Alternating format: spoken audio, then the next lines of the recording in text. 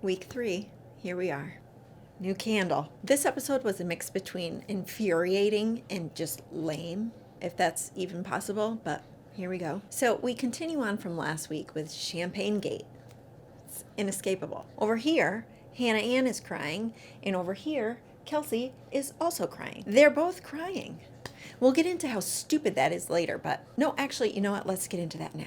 Let's say someone accused you of opening their special bottle of champagne in a house where alcohol is just readily available whenever you want it. And there's your champagne just sitting on a bench. Now you are crying your eyes out saying, I would never do that. I would never steal someone's champagne. Never seen my husband's hidden will before. Are you listening to how ridiculous of a crime this is? Any level-headed, normal person would never fight over that. If I were Kelsey, I would also be upset because it was a champagne bottle that she was saving, and I would have wanted to open it myself. That's one thing to get mad about, but that's as far as you can take it. But luckily, we get a nice break from that, and we cut to Peter and Victoria's one-on-one, which when did she get a date card? I think I completely missed that. But all the episodes just mesh together these days because it used to be like week by week was a new episode, and now everything's just... So Victoria essentially gets a hometown date, along with every other girl who's going to get a date in LA. But they go shopping for cowboy boots and cowboy hats. This is what LA is like? But apparently they're going line dancing. And Peter pulls the classic move of, let me teach you how to line dance. Sets himself up right behind her and grabs her waist. That's not going to help you learn how to dance. I taught people how to dance in my PE class, and that is not a practical way to learn how to dance. You don't need to do it. Then they go to like some line dancing club or something, and I just can't believe that this is Peter's pastime with friends. Likes to do this for a good time. Hey, I'm Peter. I'm a pilot. My family is rich, and I like to go line dancing with the boys on a Friday night. There's also like a lot of, spinning and turning around in this dance, and I wondered if Victoria was going to throw up. But then we cut back to Kelsey and Hannah Ann, because this is apparently more important. They finally confront each other and have a conversation, if you can call it that. Kelsey tells Hannah Ann that she wasn't bullying her, and Hannah Ann says, agree to disagree. No, you can't really have an opinion about the definition of bullying. As much as I hate to admit it, I'm with Kelsey on this one, okay? Having a one-time argument and telling someone that you don't like that they're acting like a princess does not constitute bullying. It's not a nice thing to do, but it's not bullying. A lot of my teacher is coming out right now. Sorry. They both were making me so mad. I think at one point, Hannah Ann called it a champagne fiasco. What's a fiasco? And this conversation is going nowhere. Again, how stupid is this argument? You're fighting over champagne, and then you're fighting over fighting about champagne. I wish they would put into perspective how this looks from Peter's angle. He's got so many women to choose from, so it's probably pretty easy to fish out a couple girls who are hung up on fighting over alcohol and the definition of bullying. But I think we found this episode that Peter may not always make the best choices, and we will get into that too. So we get back to Victoria and Peter. They're having their little dinner conversation. They clearly have a lot of chemistry, and she has great teeth. But we have just a small issue here, okay, because she always bites her lip, like that kind of bite, and it was all the time. It started to feel a little bit like 50 Shades. At first I was like, oh, maybe she's, trying to be cute and seduce him a little bit, but it never stopped. But I really enjoyed hearing her talk about her childhood and like all of the difficult stuff that she went through, not in a weird way. I didn't enjoy hearing about it. It just was a very genuine, heartfelt conversation that they had. And I never would have expected that for her to have like grown up in a bunch of different shelters, not always having food. Very inspiring, actually. Peter, of course, responds in the best way possible, just like he always does. He just seems like a really caring person. So clearly their relationship is one of the front runners. I'm going to predict that she makes it really far, but she doesn't win. She probably makes it to like hometowns, potentially fantasy suites, and that's about where it goes. I don't know what it is. There's some sort of missing link there. So that date ends, she gets the rose, and the next scene is basically just Alea acting like a crazy person. There was really no good transition there, and it made me feel like, okay, there's some reason that they're doing this. Why do they all of a sudden want to show Alea acting like a drunk girl with a pilot hat on, talking about the Mile High Club? Clearly foreshadowing. But I do have to admit, even before all of the drama started in the second half of the show with her, I had written in my notes that I can't keep up with Alea because her personalities are always different. At one point I was like, oh, she's really sweet. Another time she seemed like she was just a lot of fun. Another time she seemed kind of quiet. And now she's basically like a sorority girl. But here we are creating another villain on the show. Another villain, as if we don't already have enough. Usually there's one villain per show, but we have multiple. And I think basically that's because the house is full of teenagers, or at least the people that they choose to focus on and film are all teenagers. So this might not even be The Bachelor anymore. I think now we're watching The Real World or Bug Juice. Remember Bug Juice with a bunch of teenagers?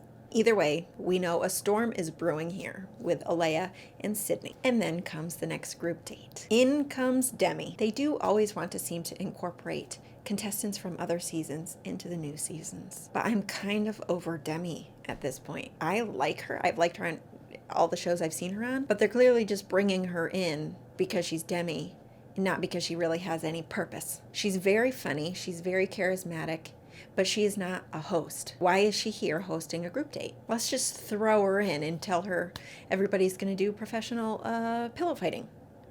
That's good. She storms into the house and wakes everybody up with a pillow fight. We're introduced to two MMA fighter something or other girls, and one of them is named Champagne. Champagne. Is this the theme of the season? Will it ever stop? And for the date, everyone gets these little bags, and Kiara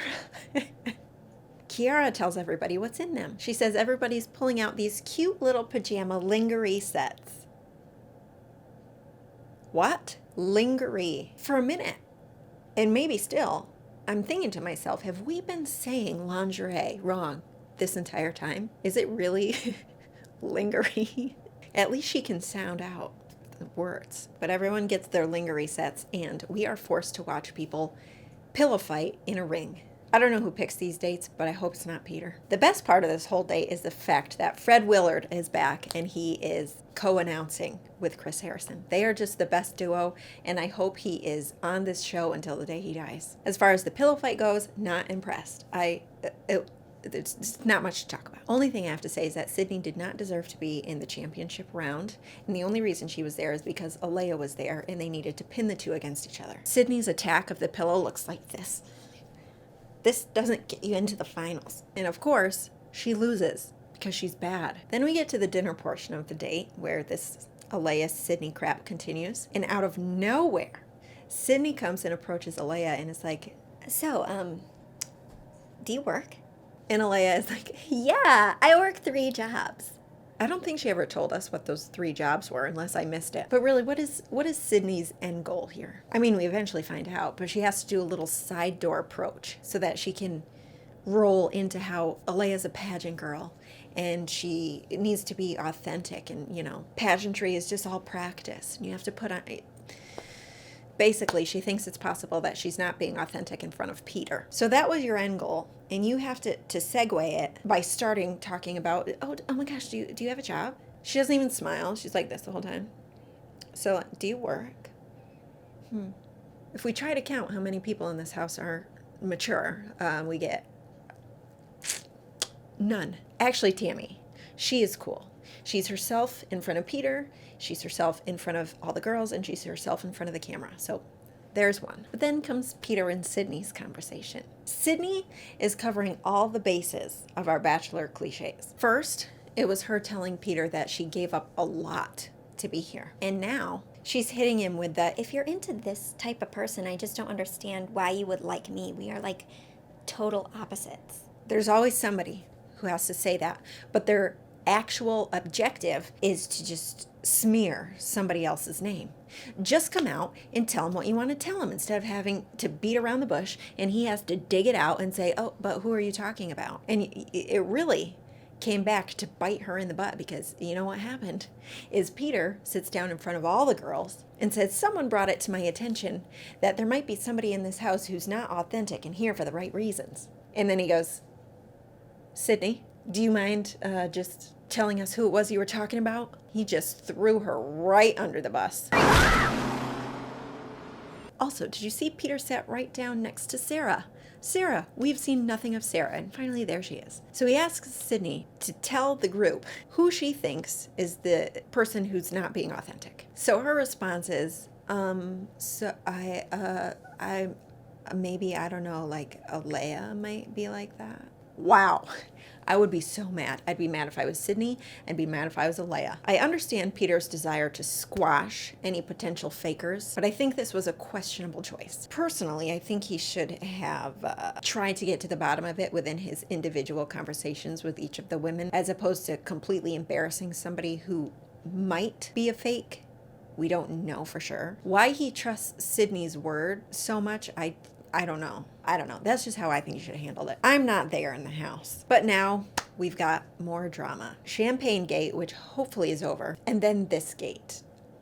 Elaney Gate is what I think it should be called. Because I can't quite figure out what the problem is besides just the two of them. If I were Peter, I'd just get rid of them both. But for some reason, he feels like Sydney is doing the right thing and being very strong by coming forward and telling him this. She's putting him first and blah, blah, blah. But really, the only thing that's going on here, she doesn't like Alea, which is understandable, but let Peter figure that out. It's one thing to have a girl in the house who says flat out she's here to promote her country music and she has a boyfriend back home. But if you're just seeing a girl who seems like she's got all these different personalities, it's not a real threat and doesn't necessarily mean she's here for the wrong reasons. And then Sydney gets the rose.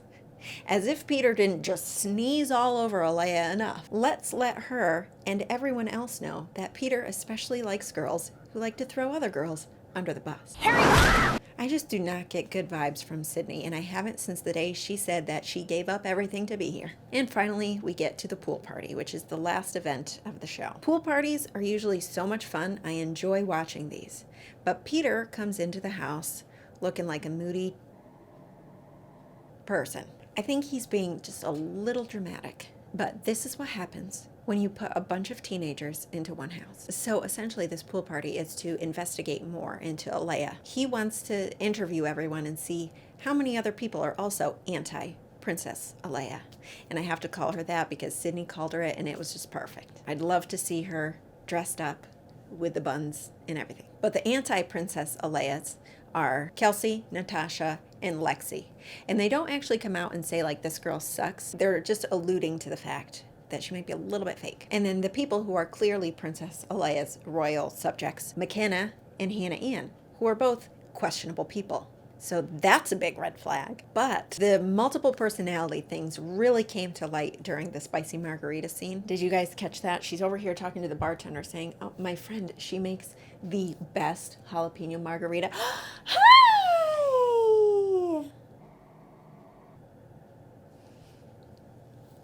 How'd I do?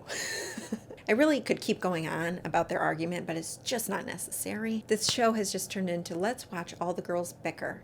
I mean, who really cares about love, right? That's not what it's about. All I want is to see some interaction between Peter and Sarah. Can't get it, but they did give us just a quick little glimpse of him talking to Madison. It only lasted about 4 seconds, but it was a little bit of relief from all the stupidness. But let me sum up this pool party because it's just way too much. So Peter confronts Alea, and Alea gives him her side. Peter and Alea kiss and make up. Although they make up, Peter is still just moping around. Peter asks Victoria P her opinion. Victoria P says Alea asked her not to tell the producers that they knew each other back in the pageant days. And Victoria also doesn't think she's the one for Peter. Peter confronts Alea about this accusation. Alea says she said that because she just didn't want it to ruin their chances, which I want to chime in here. That to me is totally valid. I remember when I was there for the finalist weekend, they would not let me run into any other contestant there. Like, I was not even allowed to see a face. They wanted it to just be like a complete element of surprise when you meet all of the girls. They probably expressed the same thing to Alea when she was there. So I can understand why she would think that would hurt their chances of being on the show. That to me is not a red flag. there are a lot of other red flags. Really wasn't a big deal. Peter's nowhere to be found, so Chris comes out and announces that Peter is so upset that he's gone home. So all that will be left of the day and the week is the rose ceremony. And for some reason, McKenna starts crying. Why is everybody crying? Ooh, also, real quick. Peter keeps bringing up not wanting to be blindsided by somebody at the end of this who just isn't genuine, aka Hannah B and Jed. For some reason, and this might have nothing to do with anything, but it makes me feel like it's just not the end of Hannah. Last episode, they just left it so open-ended. There was no closure whatsoever. So I feel like I'm just waiting for the day that she comes back. But now we finally get to the rose ceremony, and who gets the first rose? Kelsey. Did not expect that. Also, the whole time McKenna is standing there, she looks like she's drunk, hungover, about to fall asleep. I'm not really sure. But she's like swaying back and forth. Her eyes are half open. She looks like she has to poop and something smells really bad. Then Tammy gets a rose, thank goodness. Oh, and Savannah. Who's Savannah? Then DeAndrea. Who's that? I'm telling you, these are the normal people that they aren't letting us see. It's just all about the drama. Then Peter has an inner struggle. So he goes backstage to talk to his fatherly figure, Chris Harrison. And Chris's advice is, what are you going to do? Clearly, the advice was useless because he takes away a rose and sends Alea home and immediately regrets it. And you know who else he sends home? Sarah. I don't even know what her voice sounds like. She didn't even get an exit interview. But anyway, like I said, he wants Alea back. And that's kind of where the show ends. It's true, though, that he based his decision off of other people's opinions. Eventually, I think he will come to the right conclusion, but he needs to do it on his own. See, ladies, this is what happens when you try to get somebody removed from the house on your own accord. Clearly, based on the previews, she comes back. Maybe not to the house, but she's there for some reason. Oh my gosh. And then Victoria F. and Chase Rice. I had heard briefly about this before the show started. But first of all, why would you ever stop dating Chase Rice? Are you insane? I am so excited to see this play out. Her just hiding her face is so intriguing to me. What happened to them? Thank goodness. Next week looks exciting because this episode was like a filler show. Basically like book 5 of Harry Potter. Kind of boring, but it's necessary. You just have to get through it to make the rest of the story cohesive. But that is it for week 3. Thank God. Thanks for watching, and I'll see you next week.